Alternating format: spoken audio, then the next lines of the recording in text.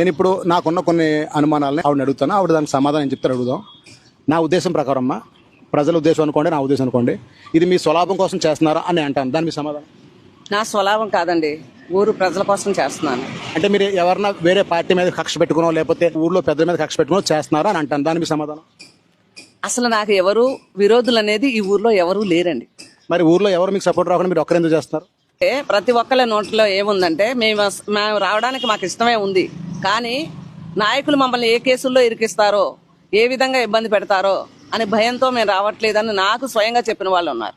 Final గా మీ ఉద్దేశం గోడ కట్టడం అంతే అండి. నాకు ఏ లబ్ధి వద్దు.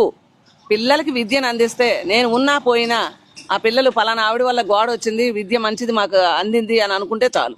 ఈ గోడ కట్టడానికి స్పాన్సర్ రెడీగా ఉన్నారు కోకోకోలా కంపెనీ వారు. ఖచ్చితంగా ఉన్నారండి. మీరు కోకోకోలా వాళ్ళని వెళ్ళి అడగచ్చు ఎఫ్ఎం గారిని, వాళ్ళు సిద్ధంగా ఉన్నారు. ఇది వరకు ఒకసారి తెచ్చారు, అది స్క్రాప్ లో వేసేసారు, ఇప్పుడు మళ్ళీ సిద్ధంగా ఉన్నారు కట్టడానికి. ఇప్పుడు అడ్డొచ్చి మెయిన్ సమస్య ఏంటమ్మా గోడ కట్టడానికి? అసలు అందులో 32 ఇళ్ళు ఉన్నాయండి.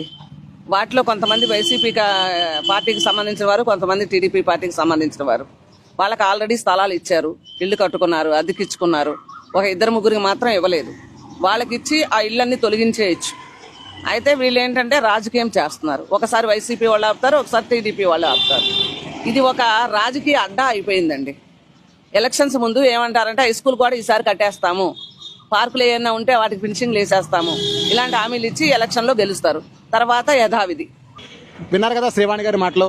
ఇక్కడ స్కూల్ నిమిత్తం ఏం జరిగిందో, ఏం జరగబోతుందో, ఆవిడ రిక్వైర్మెంట్ ఏంటో అన్ని వీడియోలో మీకు వివరించాను. మీకు ఇది అసలు ఎంతవరకు న్యాయం, అసలు ఆవిడ చేసే పోరాటం న్యాయమేనా కాదా, మీకేమనిపించిందో ఖచ్చితంగా కింద కామెంట్ చేస్తారు కదా.